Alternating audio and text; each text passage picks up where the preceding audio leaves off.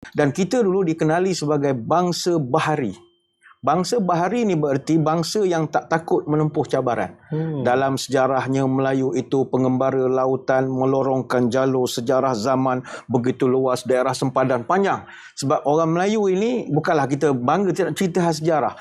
Dia adalah bangsa yang pandai dalam ilmu kelautan ini. Pertama, teknologi pembuatan perahu kapal dia pandai. Teknik navigasi tanpa kompas dia pandai. Dia buat ilmu falak untuk samudera laut dia pandai. Teknologi penangkapan ikan dia pandai. Ilmu belayar, dia pandai tengok angin. Mana angin kelambu menunggal, angin muda, angin tikus, angin tumbuk kurung, angin cekang kelat, angin tajam temilang. Macam-macam angin lah. Ini bahasa orang kampung. Termasuk pantun-pantun kita semua pasal kapal dan laut. Contoh, pisang emas di bawah belayar, masak sebiji. Kenapa pisang emas? Sebab pisang emas dia tak masak standan. Dia masak sebiji-sebiji. Kalau bawa pisang lain, ke buluh kita dia masak sekaligus. Pulau Pandan jauh ke tengah.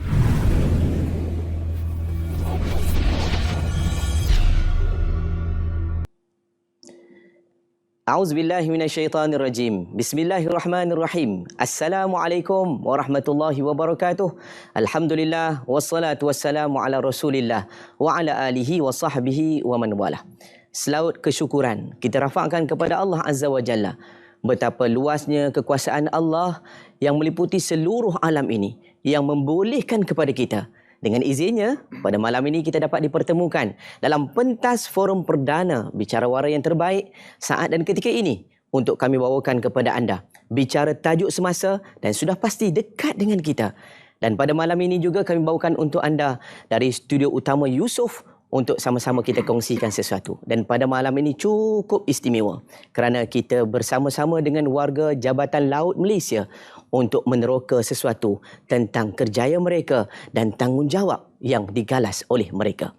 Jadi sebelum kita bicarakan tajuk ini dengan lebih dalam, ayuh sama-sama kita saksikan bingkisan yang disediakan. Nama Ibnu Battuta harum di kalangan umat Islam sehingga hari ini. Ini kerana menerusi catatan pengembaraannya, umat Islam hari ini mengetahui sejarah sesebuah bangsa dan kerajaan, terutama di alam Melayu. Terbukti kepada kita bahawa umat Islam sebenarnya telah menguasai laut sebelum Barat berhasil membangunkan armadanya. Panduan dan galakan dari seruan Allah Subhanahu wa taala juga menjadi penguat kepada umat Islam seluruhnya. Firman Allah Subhanahu wa taala melalui surah Al-Isra yang bermaksud, Tuhan kamulah yang menjalankan untuk kamu kapal-kapal di laut supaya kamu dapat mencari rezeki dari limpah kurnianya. Sesungguhnya Ia adalah Maha Penyayang terhadapmu. Surah Al-Isra ayat 66. Peranan dan tanggungjawab pelaut menyantuni maritim Malaysia adalah bentukan teladan daripada tokoh-tokoh pelayaran Islam terdahulu yang dimulai dengan catatan sejarah Nabi Nuh alaihi salam yang membina bahtera untuk umatnya. Menyedari hakikat penguasaan laut menjadi prasyarat kejayaan suatu bangsa, maka Jabatan Laut Malaysia JLM meneladani peradaban itu dengan pelbagai penelitian ilmiah dan sekaligus kesediaan belajar dan menerokai informasi daripada dunia luar. Kejayaan menguasai lautan, perkapalan dan pelayaran adalah elemen utama dalam aktiviti perdagangan maritim dan saling bergantung antara satu sama lain. Pelaut adalah komuniti yang bertanggungjawab memastikan kelancaran operasi pelayaran. Tanpa pelaut, industri maritim tidak akan bermakna dan sempurna.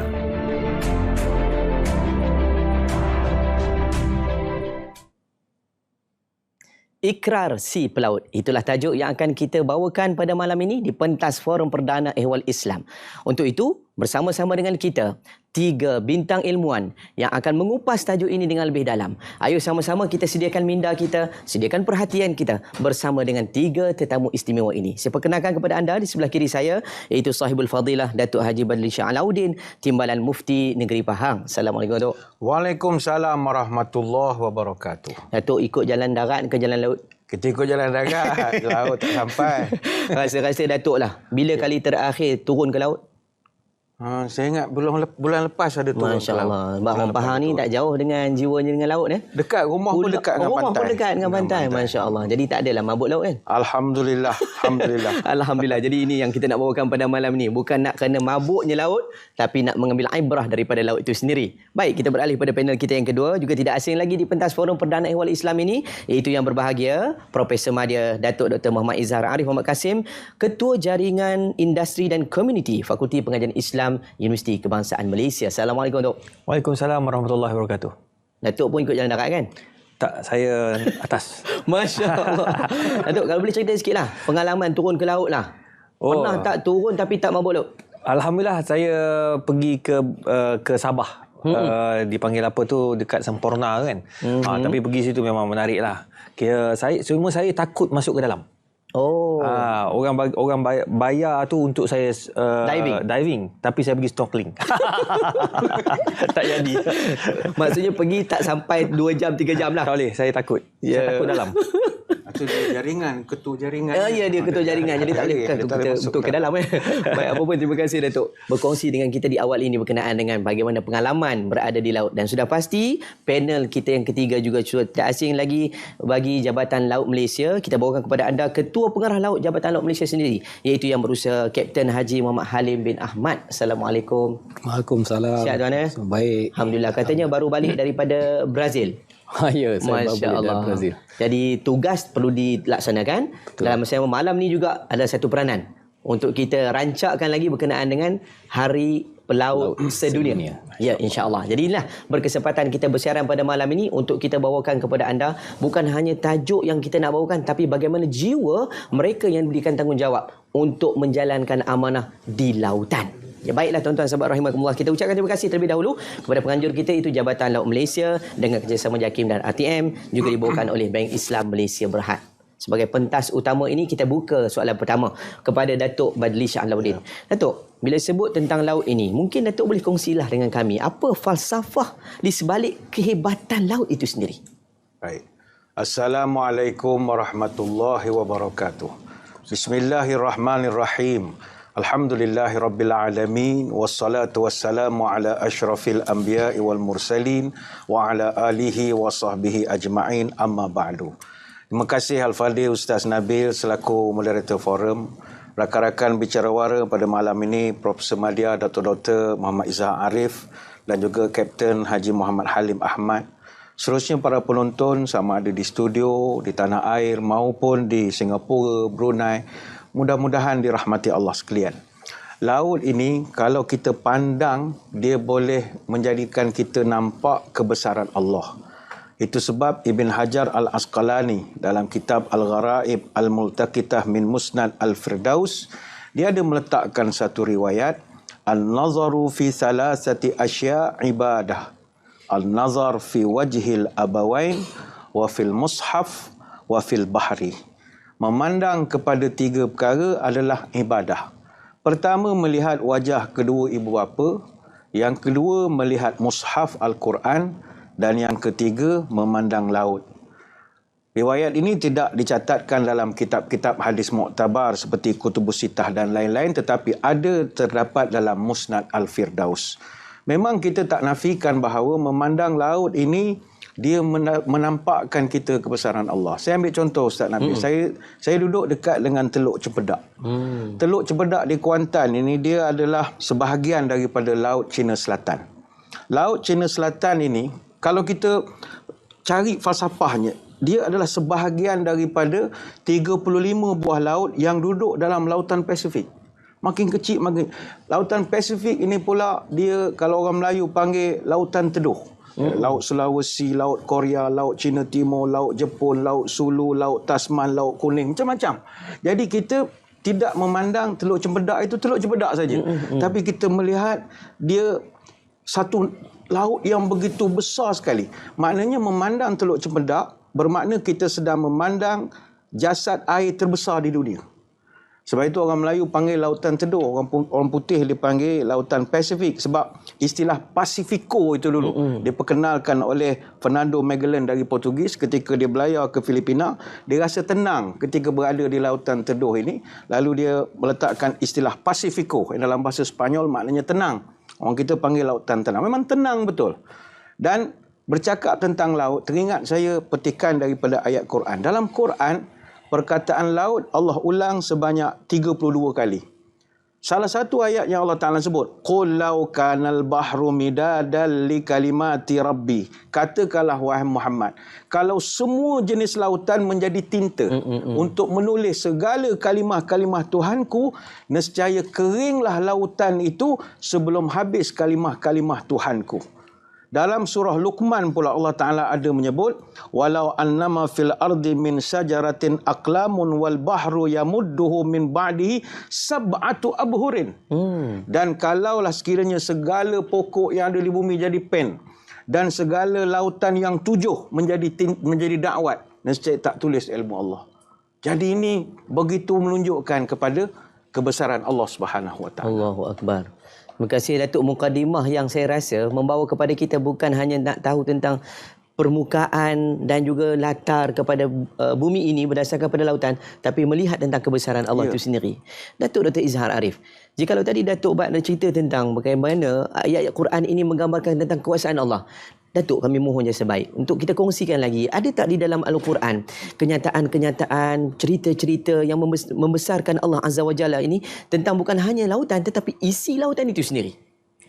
Bismillahirrahmanirrahim. Alhamdulillah wassalatu wassalam ala Rasulillah wa ala alihi wa sahbihi ajma'in. Yang saya hormati lagi saya kasihi Ustaz Nabil, Datuk Badli Shah, Kapten Halim, tuan-tuan perempuan, muslimin muslimat yang dirahmati Allah.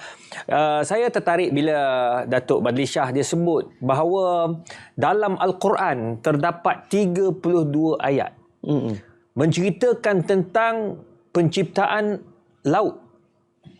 Yang mana penciptaan ini bukan sahaja untuk dibaca semata-mata, tak.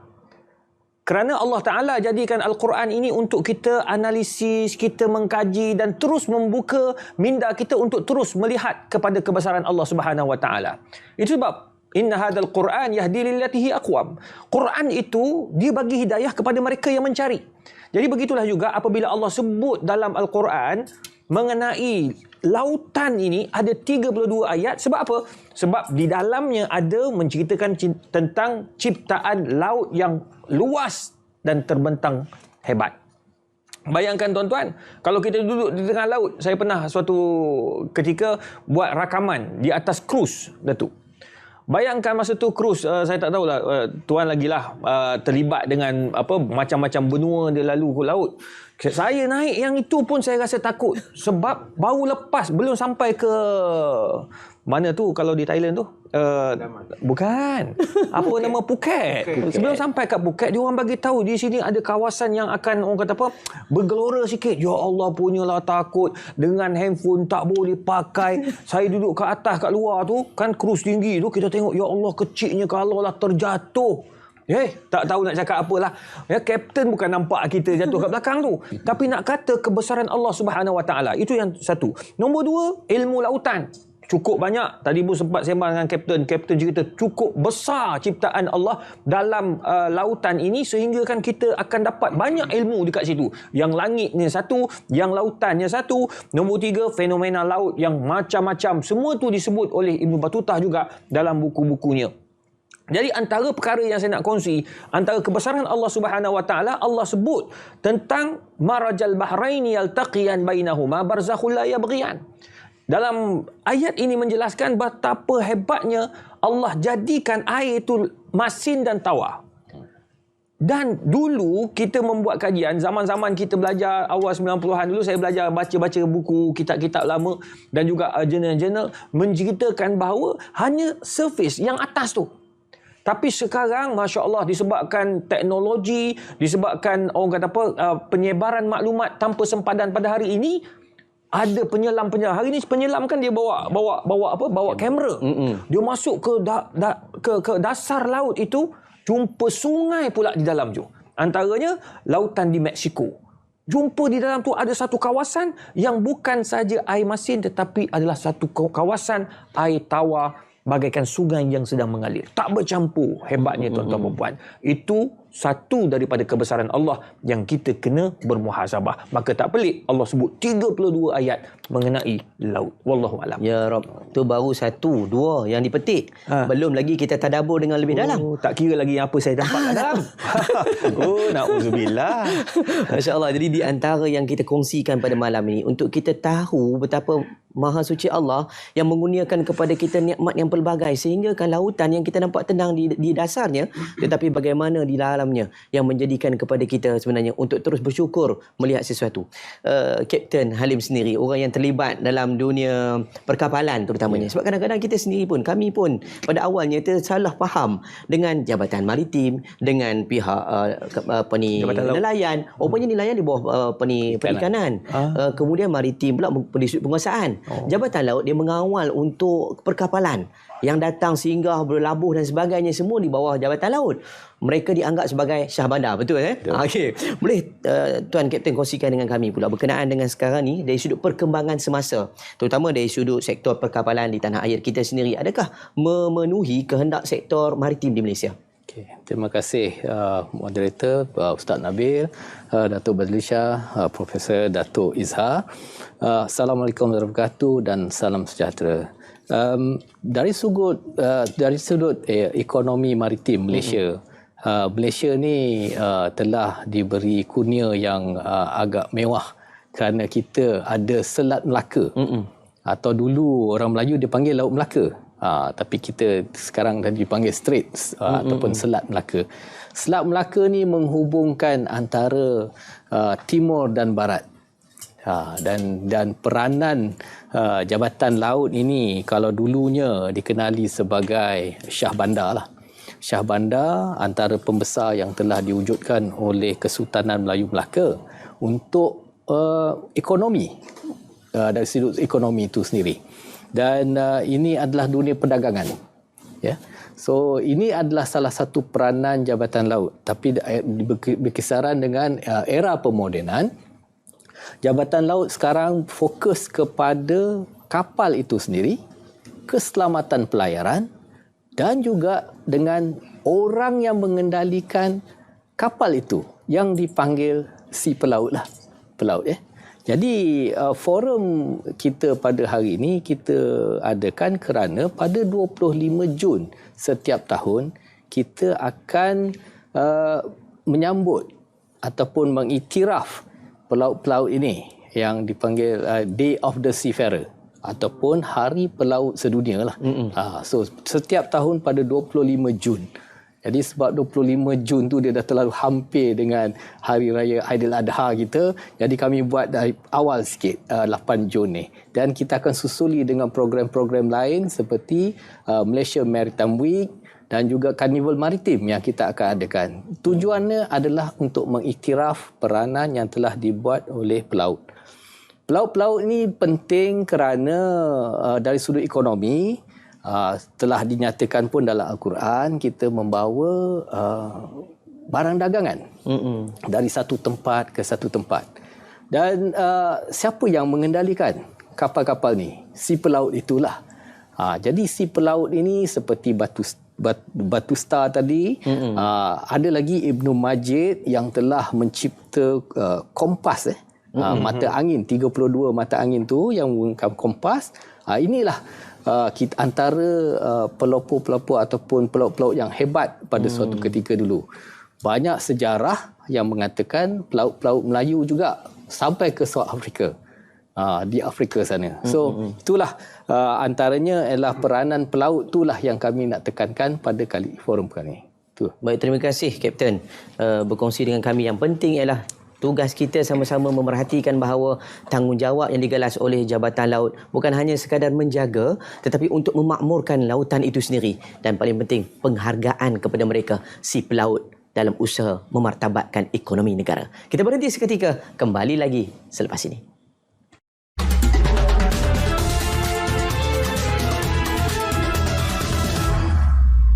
Bismillahirrahmanirrahim. Assalamualaikum warahmatullahi wabarakatuh. Tuan-tuan dan puan-puan yang saya kasih sekalian.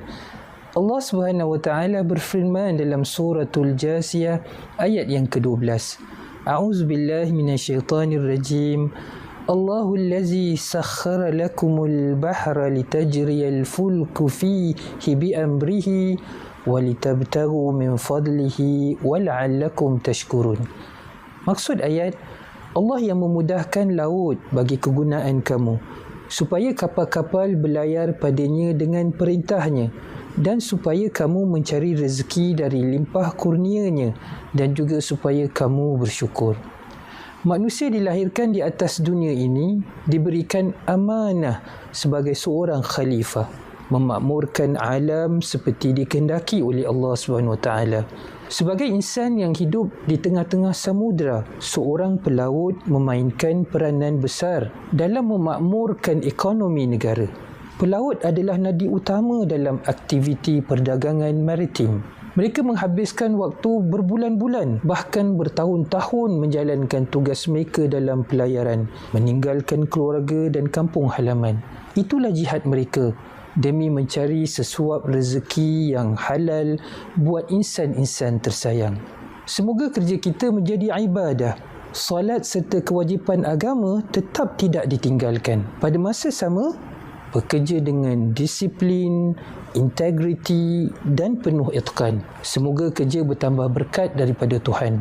Dalam hal ini, Jabatan Perdana Menteri Hal Ehwal Agama menerusi JAKIM telah menggerakkan program penghayatan nilai-nilai Islam dalam perkhidmatan awam. Program ini dilaksanakan dengan kerjasama kementerian dan jabatan untuk membentuk personaliti unggul para penjawat awam yang menghayati nilai-nilai murni dalam melaksanakan tugasan. Ayuh wahai pelaut, kita jadikan kerja di lautan ini sebagai ibadah untuk meneruskan kehidupan di dunia dan mendapat keberkatan di akhirat.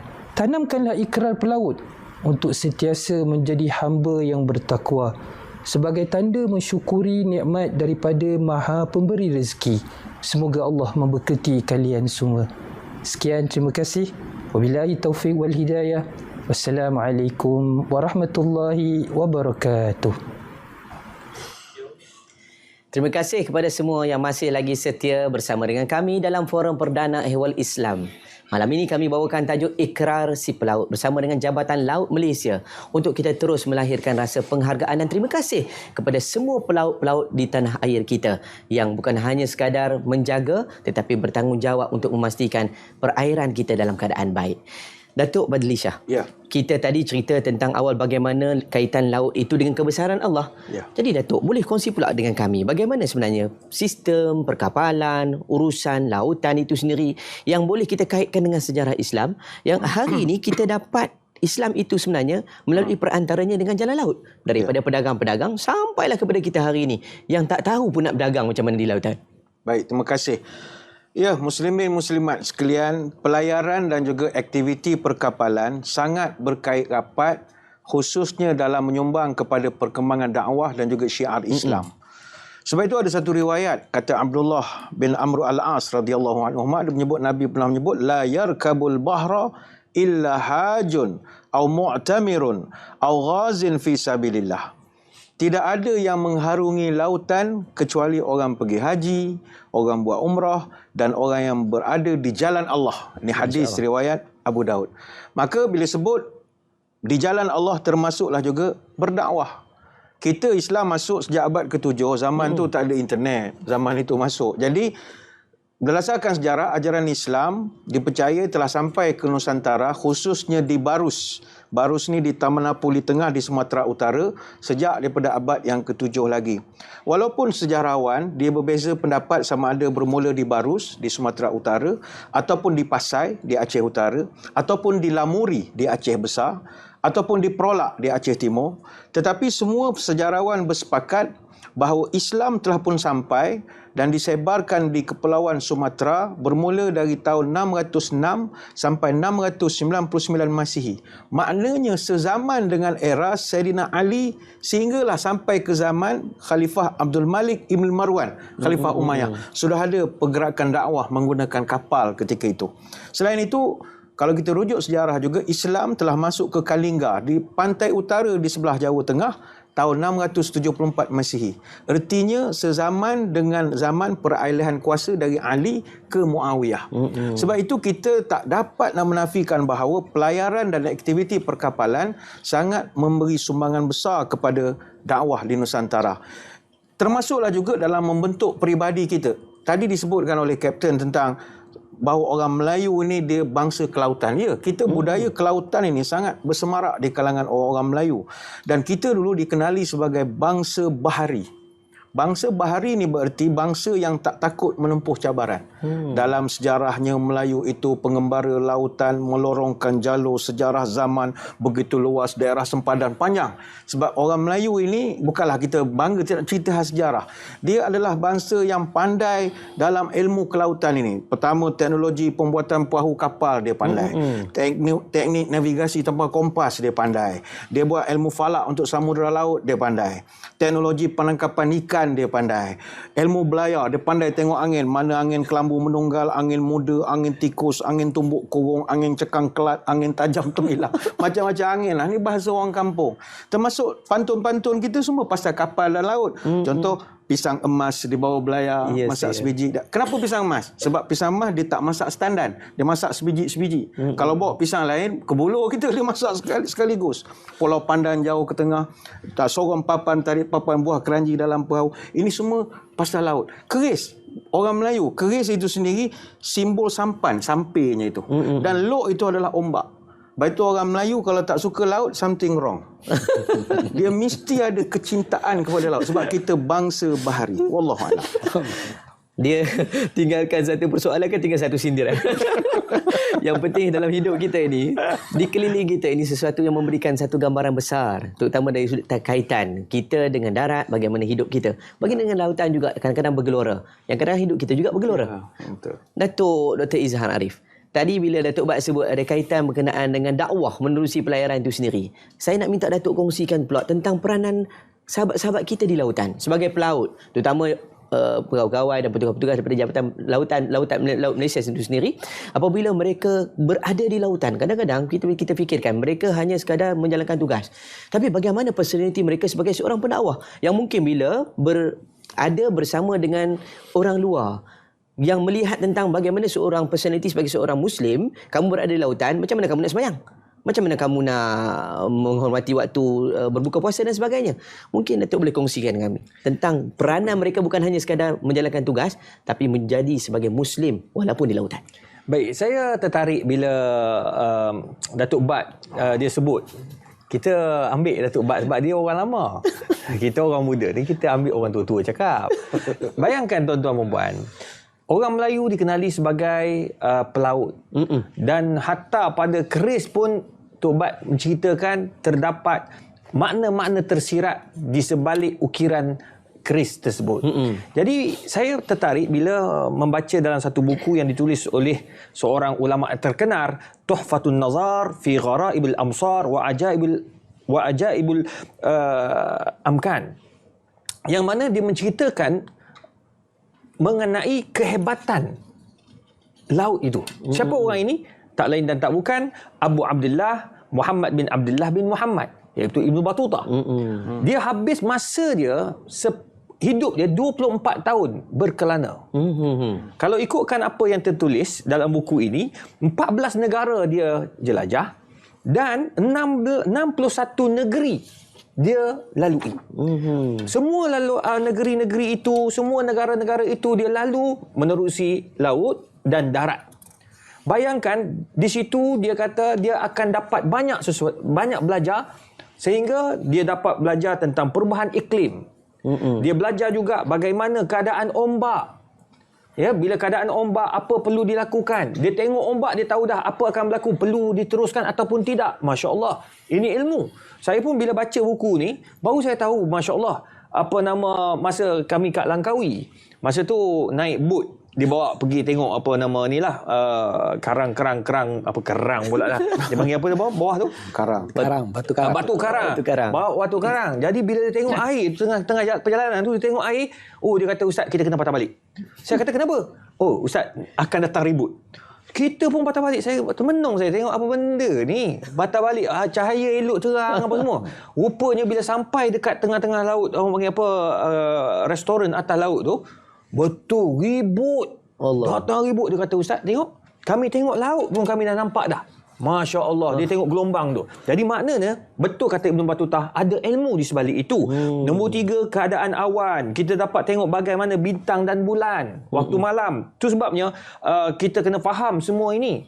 Dan kita sebagai orang Islam, bila kita berada di lautan, kita rasa kerdil dan kita rasa semua ni adalah pinjaman daripada Allah dan kita tak boleh tinggal tanggungjawab kita sebagai seorang Muslim. Itu sebab duduk di laut pun kita kena semayang. Kita tak boleh lupakan Allah Subhanahu Wa Taala. Bayangkan sekali Allah ambil, kapal pun besar macam mana pun boleh hilang di tengah-tengah lautan. Boleh karam. Itu sebabnya kita jangan lupa Allah Subhanahu Wa Taala dengan apa yang kita lalui di lautan ini, kerana ia sebahagian daripada nikmat yang Allah suruh kita mengambil iktibar daripada perjalanan yang luas itu. Wallahu a'lam bishawab. Baik, terima kasih Datuk. Walaupun ayat itu tak ada kena mengena pun dengan kita konon-kononnya, tetapi biarlah sebab kita duduk darat. Hanya orang yang duduk laut je.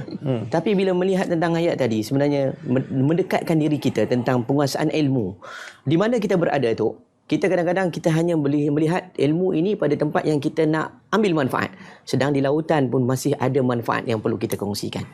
Kapten Muhammad Halim, sebut tentang Ibn Battutah. Tadi bila Datuk Izhar sebut tentang Ibn Battutah, saya yakin ini di antara ikon atau sebagai panduan bagi mereka yang berada di lautan. Merujuk dari sudut integriti, keazamannya, kesungguhannya. Jadi macam mana Tuan melihat ia boleh diserapkan semangat yang sama dalam diri Ibn Battutah itu sendiri kepada seluruh anggota untuk memastikan bukan hanya sekadar menjadi pelayar yang baik, tetapi ada unsur-unsur yang membawa kepada kebaikan dari sudut integritinya, kesungguhan dan sebagainya. Terima kasih.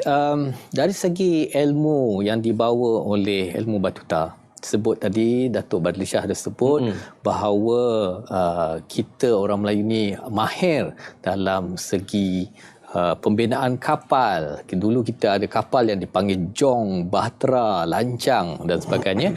Dan juga ilmu yang dari segi pelayaran. Pelayaran ni unik. Pelayaran ni adalah ilmu yang merujuk kepada scientific, which is falak, dan juga seni.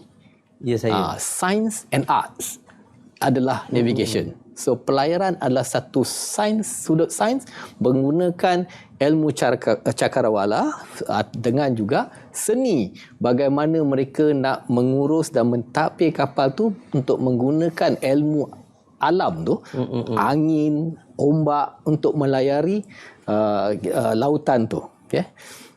Ada satu artikel yang pernah saya baca. Orang Melayu ni, pelaut Melayu ni juga dikenali sebagai monsoon riders.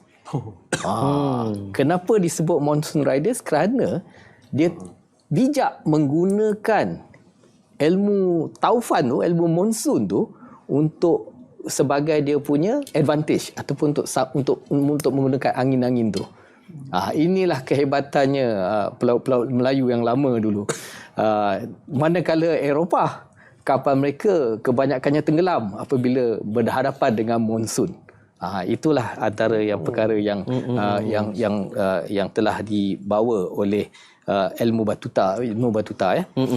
Namun demikian, dari sudut teknologi sekarang dah berubah. Jadi penggunaan angin, penggunaan ilmu cakrawala seperti bintang-bintang, terdapat banyak nama-nama Arab digunakan seperti Aldebaran, Al-Nilam, Suhail, Sirius. Itu semua adalah nama-nama yang telah dinamakan adalah Arab yang kami guna sebagai petunjuk untuk belayar dulu. Dulu zaman saya masih menggunakan kita panggil sextant untuk mendapatkan position line kita. Sekarang kita dah ada GPS, satellite teknologi dan sebagainya. Saya baru balik dari Brazil tu, inilah ilmu baru. Penggunaan teknologi digital sekarang ni. Semua kapal-kapal sekarang ini, kami sekarang tengah berbincang bagaimana nak menerima kapal yang tak ada orang. Bagaimana ianya nak dikawal dari darat untuk membawa kapal-kapal ni masuk ke pelabuhan. Masya Allah. So inilah ilmu baru, teknologi baru yang perlu hayati dan perlu ambil oleh pelaut-pelaut yang baru pula. Masya Allah. Jadi di antara teknologi baru yang disampaikan dan kemungkinan akan masuk ke era lepas milenium ini. Kan? Jadi ini di antara satu cabaran. Kalau kita boleh tengok kereta api pun dah tak ada pemandu. Ini kapal tak ada pemandu. Takut sampai siapa yang nak bawanya. Tapi yang penting ini teknologi. Kecanggihannya ialah berdasarkan kepada ilmu. Ini baru perbincangan kita tentang ikrar si pelaut. Belum lagi kita mendasari apa yang akan mereka bawa dan apa rasa mereka. Kita nak berehat seketika. Jangan ke mana-mana. Kembali lagi selepas ini.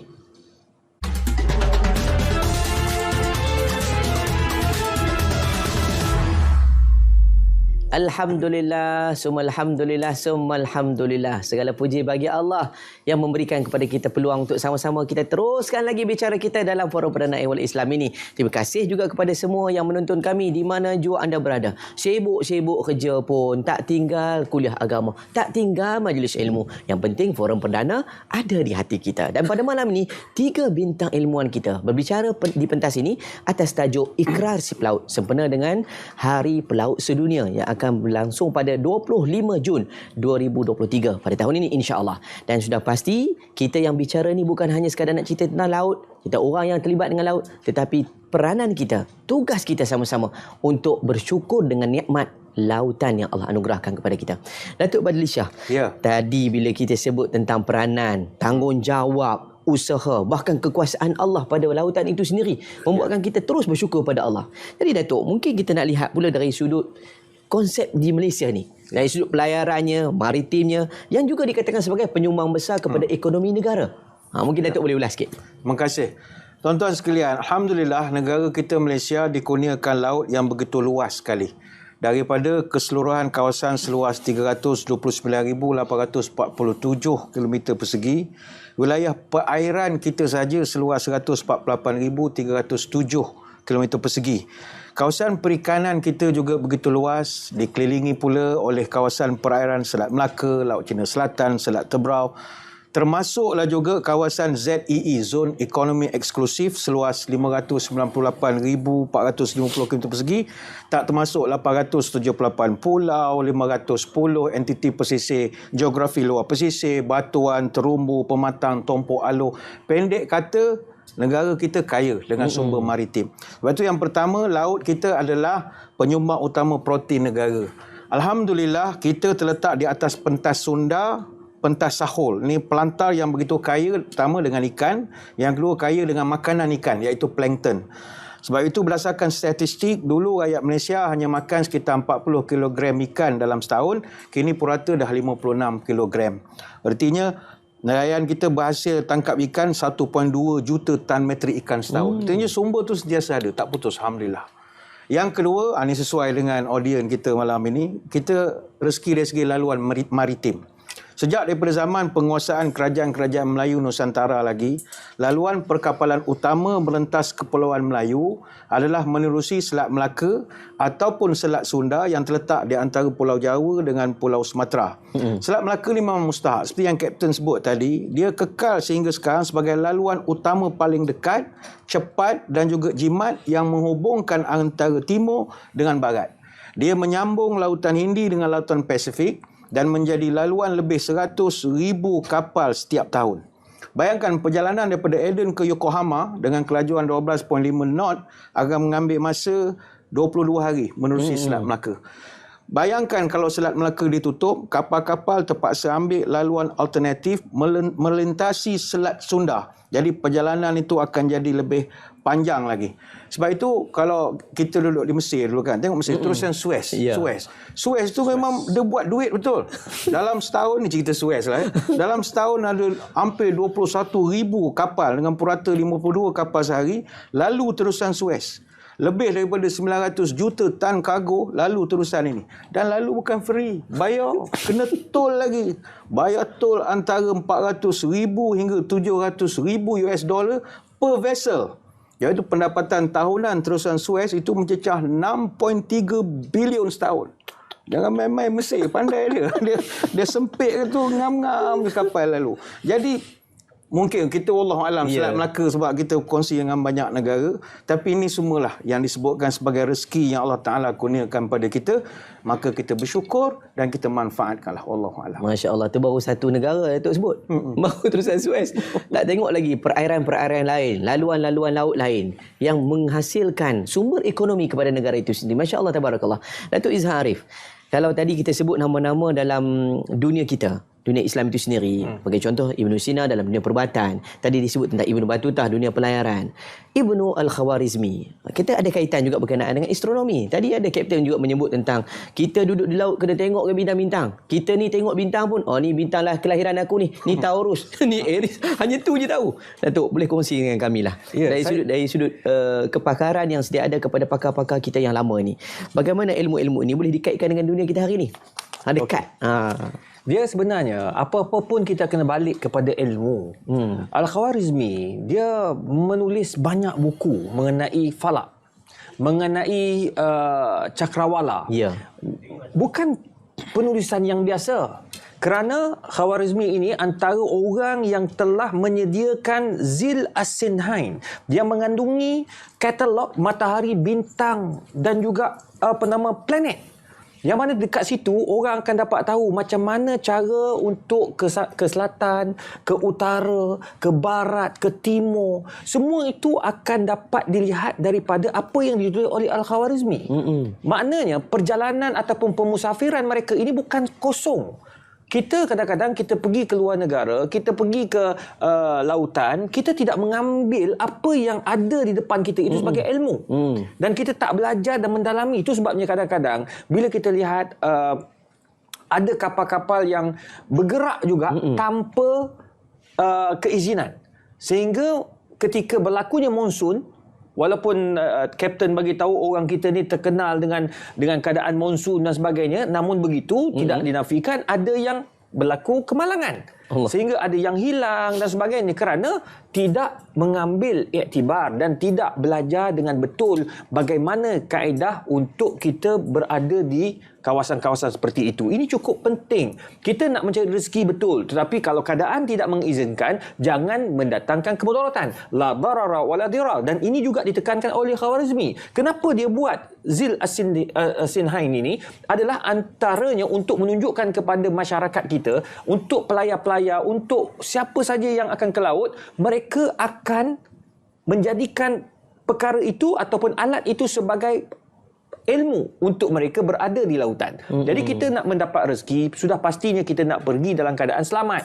Kita pulang dalam keadaan selamat. Kita mendapat rezeki. Bahkan kalau kita nak pergi ke laut juga, kita nak mencari rezeki. Tadi Datuk Bat pun sebut kawasan-kawasan untuk perikanan dan sebagainya. Dekat itu pun kita kena tahu kawasan yang ada ikan, yang tak ada ikan. Semua itu perlu kepada ilmu.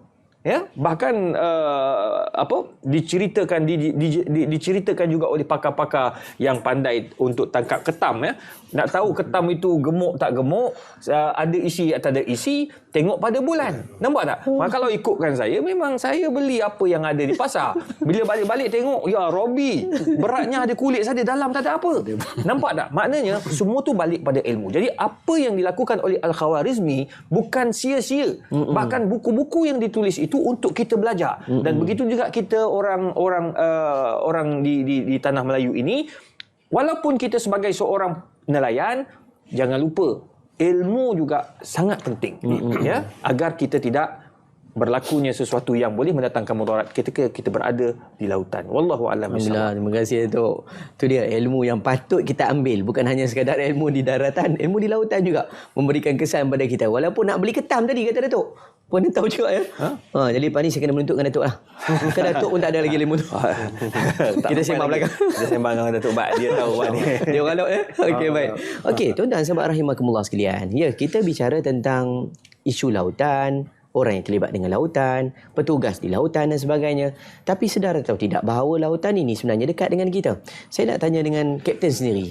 Apabila Datuk Badlisha, Datuk Izhar sendiri berkongsi tentang betapa maha suci Allah itu banyaknya dengan kekuasaannya menggambarkan tentang laut dengan kita ni dekat. Cuma Kapten, dari sudut perkembangan semasa hari ini, yang kita hari ini kadang-kadang terlepas pandang dan kami pun tidak ada maklumat. Mungkinlah Tuan Kapten boleh kongsi dengan kami lebih banyak tentang perkembangan dan kemajuan semasa hari ini, terutama di sudut teknologi yang tadi disebutkan mungkin pada satu masa nanti kapal pun tanpa pemandu, tanpa pun nakhodanya. Jadi bagaimana hari ini dalam industri maritim itu sendiri dari sudut teknologi semasa dan juga masa depan negara? Baik, terima kasih Ustaz Nabil. Memang sinonim seperti mana yang Datuk Badlisha sebut tadi, lebih 100,000 buah kapal lalu di Selat Melaka. Dan Selat Melaka ni perlu urus takbir dengan baik. Jadi inilah peranan Jabatan Laut pula, membantu si pelaut ni bagaimana mereka nak melayari daripada Selat Singapura pergi ke utara dan membawa kargo yang lain daripada utara ke selatan ataupun pergi ke timur lah, ke China, kebanyakannya ke Jepun. Jadi mereka membawa pelbagai jenis kargo. Ada yang bawa minyak, ada yang bawa kontainer, ada yang sekarang kapal kontainer masa zaman saya belayar paling besar pun 4,000 kontainer. Sekarang ini 25,000 kontainer satu kapal boleh bawa.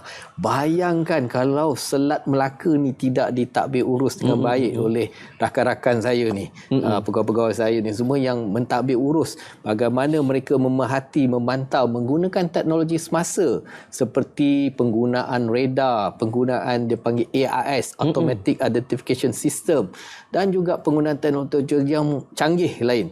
Dan kita juga membantu mereka dengan memberi maklumat seperti arus, ya, sebab setiap kawasan tu arus tu berbeza. Jadi kena menggunakan teknologi. Jadi untuk kita sampaikan kepada nakhoda dan anak-anak kapal dan pegawai-pegawai kapal bahawa arus ni berubah, bertukar dan akan melambatkan perjalanan kapal. Kita tidak mahu kapal-kapal tu bila sampai di satu sudut yang cetek dan sempit, mereka datang semua sekali sama. Jadi kita akan uruskan mereka ni. Jadi penyelia-penyelia yang kita panggil vessel traffic services tu, yang seperti kalau kita tengok aviation, dia air traffic controller lah. Kami di laut pun ada je. Kita panggil vessel traffic service. Kami uruskan mereka. Kami uruskan ni. Dulu penggunaan teknologi seperti rumah api. Rumah api kan yang dulu kita panggil menggunakan minaret di padang pasir oleh kabilah-kabilah. Di laut kita pakai rumah api dan lampu-lampu semua. Sekarang semua dah teknologi canggih dan electronic navigation charts yang kita baca, pelayaran, carta pelayaran secara elektronik. Jadi itulah bagaimana kita boleh membantu kapal-kapal ni berlayar dengan selamat di kawasan-kawasan perairan kita. Masya Allah. Terima kasih Tuan Kapten berkongsi dengan kami sedikit perkembangan semasa Jabatan Laut, terutamanya dengan tugas. Yang penting bagaimana kita mengatur selia dan menyusun perjalanan perkapalan agar tidak berlaku sesuatu yang tidak diingini lah, insya-Allah. Jadi sahabat rahimakumullah sekalian, kita belum lagi tamat. Yang penting cerita kita tentang Ikhras Pelaut belum lagi habis. Kita nak berhenti seketika, kembali lagi selepas ini.